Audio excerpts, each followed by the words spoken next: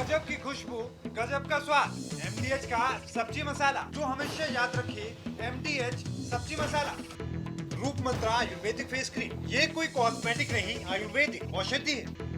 पेट सफा आयुर्वेदिक चूर्ण, पेट सफा हर रोग दफा। Doctor ortho Ayurvedic oil and capsule, जोड़ों के दर्द की बेजोड़ दवा। महिलाओं के लिए सर्वाधिक भरोसेमंद औषधि एवं टॉनिक। दिल्ली सरकार का बड़ा फैसला। डिप्टी सीएम मनीष सिसोदिया बोले, बिना सरकार से पूछे फीस नहीं बढ़ा सकते हैं प्राइवेट स्कूल।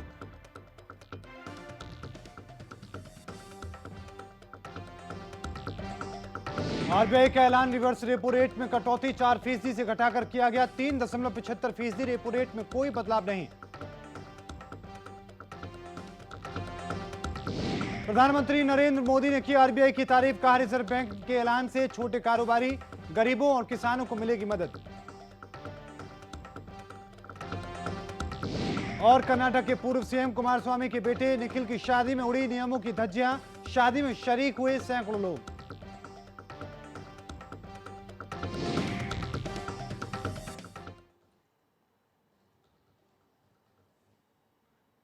नमस्कार, मैं हूं मोहित चौधरी और आप सभी का स्वागत है। इस बुलेटिन में रुक करते हैं खबरों का। दिल्ली में लॉकडाउन के दौरान अभिभावकों से मिल रही शिकायतों को संज्ञान में लेते हुए डिप्टी सीएम मनीष सिसोदिया ने स्कूलों के लिए सख्त नियम बनाए हैं। उन्होंने कहा कि दिल्ली के प्राइवेट स्कूल बिना सरकार से पूछे फीस नहीं बढ़ाएंगे। इसके अलावा वो बच्चों से एक साथ 3 महीने की फीस नहीं लेंगे। केवल 1 महीने की ट्यूशन फीस के अलावा कोई अन्य फीस नहीं लेंगे। फीस न देने पर किसी बच्चे को ऑनलाइन क्लास से वंचित नहीं किया जाएगा। वहीं उन्होंने ये भी कहा कि सभी प्राइवेट स्कूलों की जिम्मेदारी है कि सभी टीचिंग, नॉन टीचिंग, कॉन्ट्रैक्ट या फिर आउटसोर्स वाले स्टाफ की सैलरी भी समय से दें। क्या कुछ उन्होंने कहा है, आइए सुनवाते हैं। सरकार को शिकायत मिल रही है कि कुछ स्कूल बढ़ा चढ़ा के फीस चार्ज कर रहे हैं। सरकार से अनुमति लिए बिना बहुत सारे स्कूलों ने फीस बढ़ा दी है। कई जगह से शिकायत मिल रही है कि बहुत सारे स्कूल ट्यूशन फीस के अलावा और भी कई तरीके की फीस चार्ज कर रहे हैं। एनुअल चार्जेस ले रहे हैं, ट्रांसपोर्टेशन फीस ले रहे हैं, जबकि अब तो ट्रांसपोर्टेशन पर कोई खर्चा भी नहीं हो रहा। पूरे क्वार्टर की फीस मांग रहे हैं बहुत सारे स्कूल्स। कई स्कूलों के बारे में शिकायत मिली है कि उन्होंने अगर किसी बच्चे ने फीस नहीं दी है तो अपने यहाँ ऑनलाइन क्लासेस बंद करा दी हैं। उन बच्चों की ऑनलाइन क्लासेस फैसिलिटीज बंद कर दी हैं। तो इतना नीचे गिरने की जरूरत नहीं है प्राइवेट स्कूल्स को। आप सब लोग एक ट्रस्ट के जरिए चलते हैं, एक संस्था के द्वारा चलते हैं, और उसमें आपका बेसिक मैंडेट है कि आप समाज सेवा करेंगे। ऐसे में किसी बच्चे की फीस ना देने की वजह से उसका नाम ऑनलाइन क्लासेस तक से हटा देना, ये तो ठीक नहीं है। तो इसके बाद, इन सारी चीज़ों के बाद, इन सारी शिकायतों के अध्ययन के बाद में सरकार ने एक फैसला लिया है आज, और अभी एक आदेश जारी किया है थोड़ी देर पहले, जिसमें माननीय मुख्यमंत्री जी के आदेश पर यह निर्णय लिया गया है कि किसी भी प्राइवेट स्कूल को, वो चाहे सरकारी ज़मीन पर चल रहा हो या गैर सरकारी ज़मीन पर, प्राइवेट ज़मीन पर चल रहा हो, उसको फीस बढ़ाने की इजाज़त नहीं दी जाएगी। सरकार से पूछे बिना कोई भी प्राइवेट स्कूल फीस नहीं बढ़ा सकता, वो चाहे प्राइवेट स्कूल प्राइवेट ज़मीन पर चल रहा हो या गवर्नमेंट ज़मीन पर चल रहा हो। दूसरा, कोई भी स्कूल 3 महीने की फीस डिमांड नहीं करेगा, केवल ट्यूशन फीस डिमांड करेगा, वो भी महीनावार लेंगे। कोई स्कूल पेरेंट्स को 3 महीने की फीस नहीं चार्ज करेगा। इसके साथ जो ऑनलाइन एजुकेशन दी जा रही है बच्चों को स्कूल्स की तरफ से, प्राइवेट स्कूल्स की तरफ से, सभी बच्चों को देनी होगी। अगर कोई पेरेंट फीस नहीं दे पा रहा है तो उनके बच्चों का नाम ऑनलाइन टीचिंग से नहीं हटाया जाएगा, उनको ऑनलाइन फैसिलिटीज नहीं काटी जाएंगी।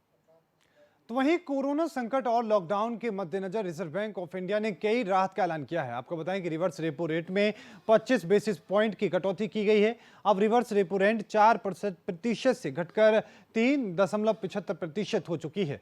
रिवर्स रेपो रेट में कटौती से बैंकों को फायदा होगा, बैंकों को कर्ज मिलने में दिक्कत नहीं होगी। आरबीआई गवर्नर शक्तिकांत दास ने यह भी कहा कि कोविड-19 से छोटे और मध्यम आकार के कॉर्पोरेट को नकदी की काफी दिक्कत हुई है, इसलिए TLTRO 2.0 का ऐलान किया गया है। 50,000 करोड़ रुपए से शुरुआत की जा रही है। इस बाद में हालात का आकलन कर रहे और इसे बढ़ाए जाने की बात कही गई है। आरबीआई गवर्नर शक्तिकांत दास ने यह भी कहा कि नाबार्ड, सिडबी, NHSB की भूमिका ग्रामीण क्षेत्रों और NBFC आदि के कर्ज प्रवाह के लिए महत्वपूर्ण है। कोविड-19 के दौर में इन संस्थाओं को बाजार से कर्ज मिलने में मुश्किल है, इसलिए नाबार्ड, सिडबी, NHB को अतिरिक्त रिफाइनेंसिंग की सुविधा दी जा रही है। तो वहीं दिल्ली के स्वास्थ्य मंत्री सत्येंद्र जैन ने बताया कि दिलशाद गार्डन सहित 3 स्थानों से पिछले 15 दिनों में कोई नया मामला सामने नहीं आया है। दिल्ली में आज तक कुल 1640 कोविड-19 मामले दर्ज किए गए हैं, जिनमें से 62 सकारात्मक मामले दर्ज किए गए हैं। सत्येंद्र जैन ने बताया कि अब तक 60 कंसेंट जोन पहचाने गए हैं। क्या कुछ सत्येंद्र जैन ने कहा है, सुनवाते हैं। दिल्ली के अंदर आज 1640 केस हैं, जिसमें से 62 केसेस कल के जो पॉजिटिव आए थे उसमें ऐड करने के बाद हैं। इन 1640 में से 38 एक्सपायर हो चुके हैं और 34 जो हैं वो आईसीयू में और 6 जो लोग हैं वो वेंटिलेटर के ऊपर हैं। साथ ही साथ मैं ये बता दूं कि जो हमारे बड़े अस्पताल हैं उसमें 885 आउट ऑफ 1640 885 हॉस्पिटल के अंदर एडमिट हैं। कुछ लोग कहेंगे बाकी कहाँ हैं, तो उनको हमने आइसोलेशन सेंटर या कहें कोविड केयर सेंटर्स में रखा हुआ है। सर, ऑपरेशन शील्ड के तहत 2 लोकेशन पे देखा गया कि चलाया गया और पिछले 15 दिन में एक भी मामला नहीं है। कौन सी लोकेशन और कैसे शुरू हुआ? देखिए, हमने कुल मिलाकर मैंने जैसे बताया कि 3 जगह पर ऐसा हो चुका है कि जहाँ पे अभी पिछले 15 दिन से कोई भी केस नहीं आया है। दिलशाद गार्डन है, 2 जगह और हैं। 60 जगह हम कंटेनमेंट जोन बना चुके हैं 60 जगह पर। अब क्या हो रहा है कि जहाँ भी नए केस आते हैं, 2 या 3 केस होते हैं, 3 केस होते ही हम उसको कंटेनमेंट जोन में डिक्लेयर कर देते हैं। कारण क्या है कि अगर ये इतनी सख्ती से नहीं करेंगे तो ये फैलने के चांस है। होता क्या है कि इस एरिया से फिर दूसरे एरिया में फैल सकता है, दूसरे से तीसरे में फैल सकता है, तो उसको कंटेन करके रखना बहुत ही जरूरी है और वो हम कर रहे हैं। तो वहीं बिहार के ग्रामीण विकास मंत्री श्रवण कुमार ने तबलीगी जमात मंडल के उपस्थित लोगों से अपील की है कि वो स्वयं जांच करवाएं। उन्होंने कहा कि मैं उन सभी लोगों से अपील करना चाहूंगा जिन्होंने मंडली में खुद हिस्सा लिया था और खुद आगे आकर वो जांच कराएं ताकि हम कोविड-19 का मुकाबला कर सकें। वहीं उन्होंने ये भी कहा कि नालंदा जिला प्रशासन बिहार शरीफ में तबलीगी जमात मंडली के मुद्दे पर कार्रवाई कर रहा है। क्या कुछ उन्होंने कहा है, सुनवाते हैं। जिला प्रशासन को तो इस दिशा में कार्रवाई जिला प्रशासन कर रहा है और मैं अपील करना चाहता हूं मीडिया के माध्यम से, आपके माध्यम से, कि जो लोग उस बैठक में शरीक थे, जहां के भी लोग हों, बिहार शरीफ के लोग हों, आसपास के कहीं के लोग हों, वो सब लोग इसमें सहयोग करें, चिकित्सक को मदद करें और स्वास्थ्य परीक्षण करा लें, ताकि इससे जो कोरोना जैसे भयानक बीमारियों के जो फैलाव हो रहा है उसको रोकने में हम सबको कामयाबी मिले। अगर सुरक्षित रहना चाहते हैं, अगर आप स्वस्थ रहना चाहते हैं और खुद को, परिवार को, आसपास के लोगों को, बिहार के लोगों को स्वस्थ देखना चाहते हैं, तो आपकी पहली जवाबदेही है कि आप स्वास्थ्य विभाग के में जा कर के, खुद भी जा कर के कहें कि हमारा चेकअप कर लेना चाहिए। तो वहीं दुनिया भर के साथ भारत में भी कोरोना वायरस के मामले तेजी के साथ बढ़ते जा रहे हैं। अब ऐसे में ICMR के वैज्ञानिक रमन गंगाखेड़कर ने बताया कि देश में अब तक कोरोना वायरस से 2,90,000 से ज्यादा टेस्ट हुए हैं। इनमें से 30,043 टेस्ट पॉजिटिव हुए। इसमें से 26,331 टेस्ट ICMR लैब और 3,712 टेस्ट प्राइवेट लैब में किए गए हैं। उन्होंने ये भी कहा कि हमारे पास 8 हफ्ते तक टेस्ट करने के लिए किट मौजूद है। क्या कुछ उन्होंने कहा है, सुनवाते हैं। अगर देखें तो जापान में एक आदमी पॉजिटिव पाने के लिए उनको वो 11.7 लोगों की टेस्ट करते हैं जापान में, which is one of the highest that you can see. Italy में 6.7 टेस्ट होते हैं तो एक आदमी पॉजिटिव पाया जाता है। अमेरिका में 5.3 टेस्ट करना पड़ता है, एक आदमी पॉजिटिव पाया जाता है। यूके में 3.4 एक आदमी पॉजिटिव पाया जाता है। हमारे देश में हम तकरीबन 24 टेस्ट कर रहे हैं एक आदमी पॉजिटिव पाने के लिए।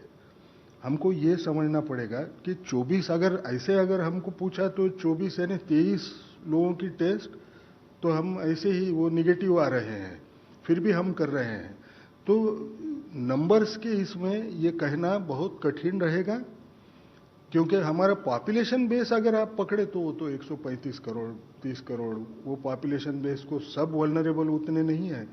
हम अभी भी क्या कर रहे हैं, देश को अलग अलग जोन्स में बांट रहे हैं, किसको हॉटस्पॉट बोलेंगे, किसको क्या बोलेंगे। जैसा अग्रवाल साहब ने बोला, मैं थोड़ा नंबर भूल गया होगा, और 300 के ऊपर 330 या ऐसे डिस्ट्रिक्ट्स हैं जहां कोई भी केस अभी तक रिपोर्ट नहीं हुआ है।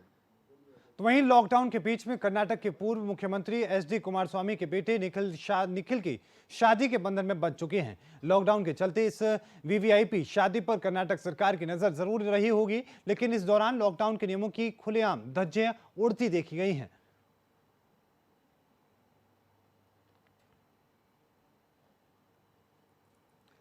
तो वहीं दुनिया के कई देश इस वक्त कोरोना वायरस की चपेट में हैं। कोरोना वायरस महामारी से अब तक 1,37,500 लोगों की मौत हो चुकी है। चीन में दिसंबर में पहली बार कोरोना वायरस महामारी के सामने आने के बाद से 193 देशों में अब तक संक्रमण के 20,83,820 से ज्यादा मामलों की पुष्टि हो चुकी है।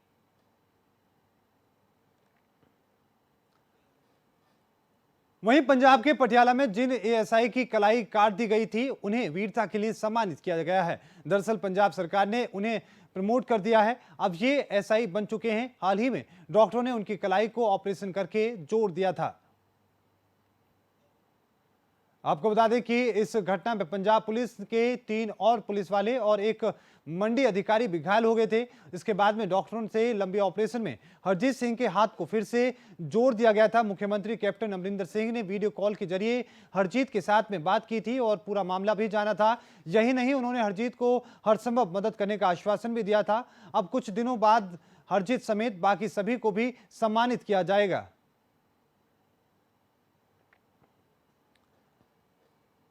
जम्मू कश्मीर के शोपिया जिले के दायरू में सुरक्षा बलों की आतंकियों के साथ में मुठभेड़ हो गई, जिसमें सुरक्षा बलों ने 2 आतंकी मार गिराए हैं। सुरक्षा बलों को खुफिया जानकारी मिली थी कि इलाके में कुछ अज्ञात आतंकी छिपे हुए हैं। इसके बाद में सर्च ऑपरेशन शुरू किया गया। जैसे ही जवान आतंकियों के ठिकाने के पास पहुंचे, उन्होंने फायरिंग करनी शुरू कर दी। इसके बाद जवानों ने गोलीबारी का मुंहतोड़ जवाब दिया और फिर एक के बाद एक आतंकी को ढेर कर दिया। ये इस साल का 12वां एनकाउंटर है। इसमें पहले 12 अप्रैल को कुलगाम जिले में सुरक्षा बलों और आतंकियों के बीच में मुठभेड़ हुई थी। तो वहीं सिंधी नमाज का प्रतिनिधित्व करने वाले सिंधी समाज अकादमी के उपाध्यक्ष और राज्य मंत्री नानक चंद्र लखनवानवी ने कहा कि प्रधानमंत्री मोदी और उत्तर प्रदेश के मुख्यमंत्री योगी ने जिन लोगों को अपील की है, उन सबको मानना चाहिए। सभी को सोशल डिस्टेंसिंग का पालन करने के साथ में अपने अपने घरों में रहने की जरूरत है। वहीं इस खास बातचीत में उन्होंने कहा कि संकट के वक्त सभी को ऐसे लोगों को मदद करनी चाहिए जिन लोगों को आवश्यकता है। पेश से महत्वपूर्ण है। और इसी के साथ में बातचीत उन्होंने क्या कुछ कहा है, सुनवाते हैं। देश के प्रधानमंत्री नरेंद्र मोदी और उत्तर प्रदेश के मुख्यमंत्री लगातार लॉकडाउन को लेकर आह्वान कर रहे हैं। इसी कड़ी में हमारे साथ उत्तर प्रदेश के सिंधी अकादमी के उपाध्यक्ष और राज्य मंत्री बात करने के लिए हैं। नानक चंद्र लखवानी जी हैं। और सबसे बड़ी बात यह है कि जिस तरह से उत्तर प्रदेश में लगातार कोरोना के संक्रमित मरीजों की संख्या बढ़ रही है और यहाँ तक कि एक हॉटस्पॉट भी और आगे बढ़ गया है, इन तमाम विषयों पर लगातार वो समाज के लिए काम करते रहते हैं। हम उनसे सीधे बात करते हैं कि आखिर जो उत्तर प्रदेश में और लखनऊ में हालात हैं, पहले सीधे उनसे चर्चा करते हैं कि आज जिस तरह से लखनऊ के जो हालात हैं उन पर अगर आपसे कहा जाए तो क्या कहेंगे। नमस्कार, मैं उत्तर प्रदेश सिंधी अकादमी का उपाध्यक्ष नानक चंद आज इस भीषण परिस्थिति में जो आदरणीय नरेंद्र दामोदर दास मोदी देश के लोकप्रिय प्रधानमंत्री प्रयास कर रहे हैं और उनके साथ मिलके उत्तर प्रदेश के योग्य मुख्यमंत्री योगी आदित्यनाथ जी पूरा समय देखिए, सुबह दोपहर शाम रात सभी अधिकारियों के साथ बैठकें करते हुए कितना प्रयास कर रहे हैं, जितनी भी सराहना की जाए कम है। और उसमें हम सबका दायित्व बनता है कि पूरी तरह समर्पण भाव से लॉकडाउन का इस्तेमाल करते हुए घरों से बिल्कुल न निकलें।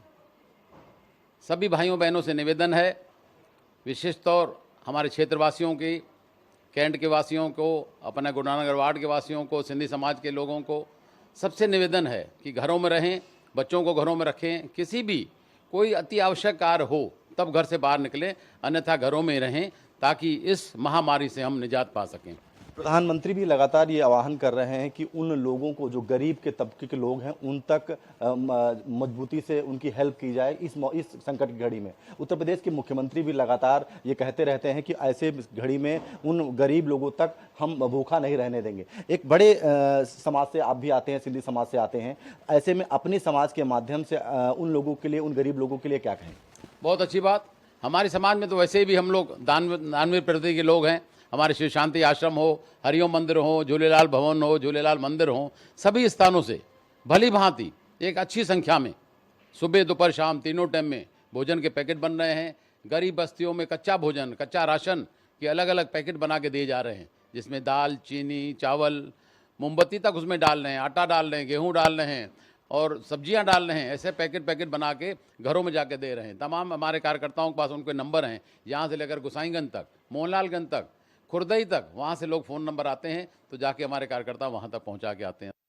हमारे साथ नानक चंद लखमानी जी, साफ तौर से उन्होंने भी ये बात कही है कि प्रधानमंत्री और मुख्यमंत्री जिस तरह से लॉकडाउन को लेकर के सोशल डिस्टेंसिंग का जो आह्वान कर रहे हैं उसका सभी को पालन करना चाहिए और उसके साथ साथ उस आखिरी पायदान के लोग जिनको आज मदद की ज़रूरत है उनको तमाम प्रदेशवासियों को इस संकट घड़ी में मदद करनी चाहिए। कैमरा संजय जायसवाल साथ ओम पांडे, ओके इंडिया, लखनऊ। तो वहीं लाडवा अनाज मंडी में सरसों की खरीद को लेकर हरियाणा के उप मुख्यमंत्री दुष्यंत चौटाला ने दौरा किया है। इस दौरान उप मुख्यमंत्री दुष्यंत चौटाला ने कहा कि गेहूं और सरसों के सीजन में ना तो किसी भी किसान को कोई दिक्कत आने दी जाएगी और ना ही किसी भी व्यापारी आदि को कोई परेशानी आने दी जाएगी। उन्होंने कहा कि किसान का गेहूं एक एक दाना खरीदा जाएगा।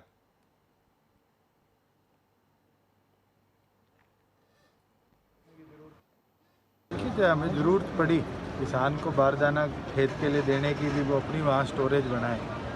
मगर इस महामारी में ये तो सबको मिलकर लड़ाई जीतनी पड़ेगी। हम सब मिलकर प्रिकॉशन बरत कर अगर कार्य करेंगे तो आप मानो कि प्रिक्योरमेंट भी होगी और कोरोना की लड़ाई से भी होगी।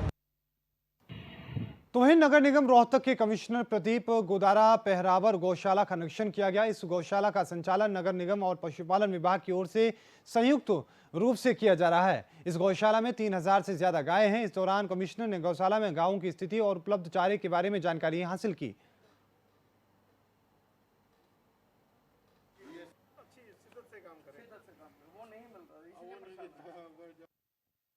ये जैसे कॉरपोरेशन गौशाला है परावर में, तो मैं भी हर हफ्ते आता हूँ। चारे के बीच में थोड़ी प्रॉब्लम आई थी क्योंकि इस टाइम चारा, सूखा चारा खास करके ख़त्म हो जाता है, और इन्होंने मेकअप कर लिया है। हमारे जो लुम्बा जी हैं बहुत मेहनत कर रहे हैं, बहुत शिद्दत से काम कर रहे हैं, और आपने देखा होगा कितनी बढ़िया सफाई है। तो खास करके सभी गौशालों से फीडबैक लेते रहते हैं। हमारे डॉक्टर सूर्या भी फीडबैक लेते रहते हैं। रोहतक में पशुओं को ऐसा अभी कोई प्रॉब्लम नहीं है, सबके पास पूरा चारा है, और सरकार की मंशा है कि इनको पूरी सपोर्ट की जाए, और सारा प्रशासन गौशाला को सपोर्ट कर रहा है। तो वहीं महम नई अनाज मंडी में सरसों की खरीद शुरू हो चुकी है और किसान को टोकन देने के बाद मंडी में एंट्री दी जा रही है। वहीं किसानों के साथ हैफेड के कर्मचारी सरसों के बोरों में 100 से 150 ग्राम सरसों ज्यादा तोलकर किसानों के साथ ठगी कर रहे हैं। जब अनाज मंडी में किसानों से बातचीत की गई तो हैफेड के कर्मचारियों पर किसानों के साथ धोखाधड़ी करने के गंभीर आरोप लगाए गए हैं।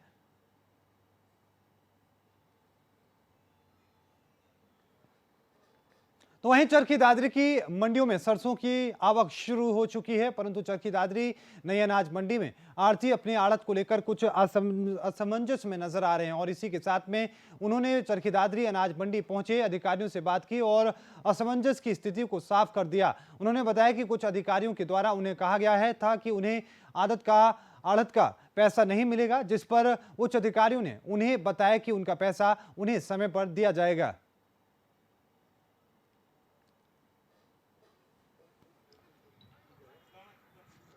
सेंटर स्थापित किए गए हैं ताकि वहाँ के लोकल फार्मर्स जो हैं वो वहीं एक मंडी में और भी तैयार है जी ये किसान है जी वहीं पे अपना माल डाल सके और वहीं पे एजेंसीज की भी ड्यूटी लगा दी गई है। हैफेड के वेयर हाउस कॉर्पोरेशन की एजेंसीज जो है ये लगा दी गई है। प्रशासन की तरफ से नोडल अफसर तैनात कर दिए हैं, कंप्यूटर ऑपरेटर तैनात कर दिए गए हैं सो दैट सभी को लॉकडाउन का भी है, सोशल डिस्टेंसिंग को भी ध्यान रखना है। इससे सभी फार्मर्स और किसान भाइयों को मेन मंडी में पड़े वो अपने आसपास अपने गांव में निकटतम गांव में जो है अपना सामान दे सके और वहीं से खरीद सके। तो वहीं अलीगढ़ में क्वारंटाइन सेंटर में तैनात एक डॉक्टर का वायरल वीडियो अब चर्चा में लगातार है। आपको बताएं कि राजकोषीय होम्योपैथिक कॉलेज में तैनात डॉक्टर गो कोरोना गो, डर के कोरोना भागेगा, इंडिया के उस पार गाते हुए हाथ जोड़कर नृत्य की मुद्रा में है। ये वीडियो अलीगढ़ में काफी वायरल हो रहा है। वीडियो में दिखाए गए डॉक्टर अशोक की ड्यूटी पर इस समय छेरत स्थिति राजकोषीय होम्योपैथिक कॉलेज में बनाए गए क्वारंटाइन सेंटर की है।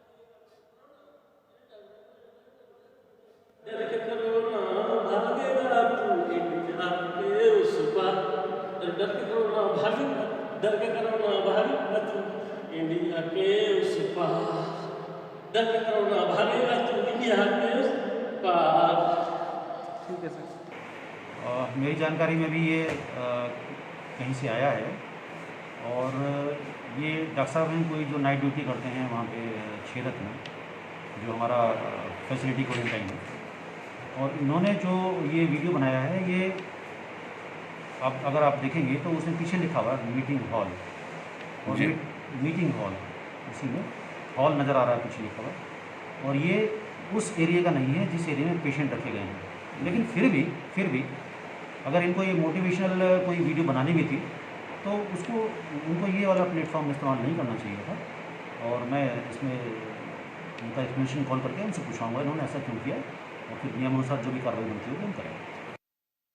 वहीं मध्य प्रदेश में कोरोना वायरस को लेकर लगातार हाहाकार मचा है और ऐसे में शासन प्रशासन के आला अधिकारी लगातार मामले पर रोकथाम के लिए भरपूर कोशिश कर रहे हैं। इसी के साथ में विदिशा के सिनोज लटेरी विधानसभा क्षेत्र के विधायक उमाकांत शर्मा ने लटेरी जनपद कार्यालय में अधिकारियों के साथ में बैठक की है। अधिकारियों को कोरोना वायरस से संबंधित जानकारी देते हुए दिशा निर्देश जारी किए गए हैं।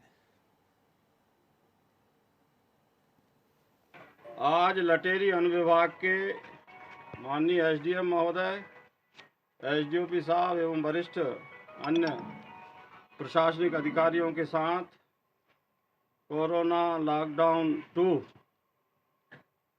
के संदर्भ में समीक्षात्मक चर्चा की, जानकारी ली, और कोई भी गरीब इस क्षेत्र का, चाहे वो शहरी लटेरी क्षेत्र का हो या ग्रामीण लटेरी क्षेत्र का हो, कोई भूखा नहीं रहना चाहिए, अभाव के कारण परेशान नहीं होना चाहिए।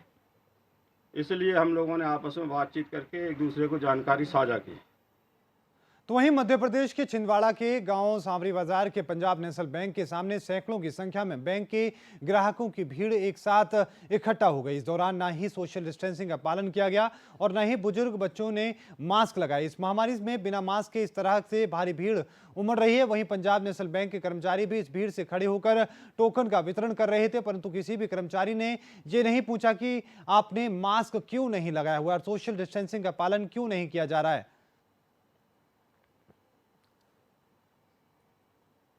खबर कुरुक्षेत्र से है, जहां पर कोरोना महामारी के चलते थानेसर विधायक सुभाष सुधा ने पत्रकारों को सम्मानित किया है। पंचायत भवन के सभागार में सोशल डिस्टेंस का पालन करते हुए कोरोना महामारी के दौरान खबरों की कवरेज कर रहे मीडिया कर्मियों को फूल मालाओं के साथ में सम्मानित किया गया है। इस अवसर पर मेडिकल टीम द्वारा मौके पर मौजूद पत्रकारों का मेडिकल चेकअप भी करवाया गया था। प्रधानमंत्री जी ने आपको बता दें कि पत्रकारों का वहां पर मेडिकल चेकअप भी किया गया था, साथ में उनको मोटिवेट करने की कोशिश की गई थी, उनका सम्मान, उनको सम्मानित किया गया था। से इंडिया के अंदर आज कोरोना वायरस को लेकर बहुत बड़ा कंट्रोल किया।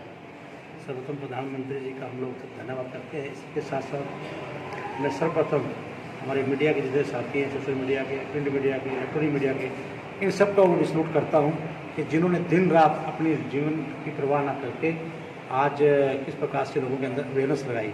और सबसे बड़ा काम मैं मीडिया के साथियों का दिल से आज विधायक के नाते धन्यवाद करता हूं कि कुरुक्षेत्र डिस्ट्रिक्ट के अंदर एक भी केस आज कोई पॉजिटिव नहीं है, सभी नेगेटिव केस है का। जो मीडिया के कर्मचारी हमारे सभी साथी जो लगे हुए सोशल मीडिया के साथी जो दिन रात इसी कार्य में लगे हुए हैं, उन्हें आज सम्मानित किया जाए। एक कार्यक्रम के तहत आप लोगों को सम्मानित किया। उसके साथ मेरे मन की इच्छा थी आप सबका मेडिकल चेक भी हो, तो आपका मेडिकल चेक भी यहाँ पे हुआ। तो मैं ये चाहूँगा जिस प्रकार से आपने पहले भी सहयोग बना रखा है वैसा सहयोग बना के रखें। इसी प्रकार आज मेरे यहाँ फायर ब्रिगेड के साथी जिन्होंने दिन रात अपने लाइफ की परवाह नहीं करी वो भी लगे रहे। इस बुलेटिन में अभी के लिए इतना ही। देखते रहिए ओके इंडिया। मुझे दीजिए इजाजत। धन्यवाद।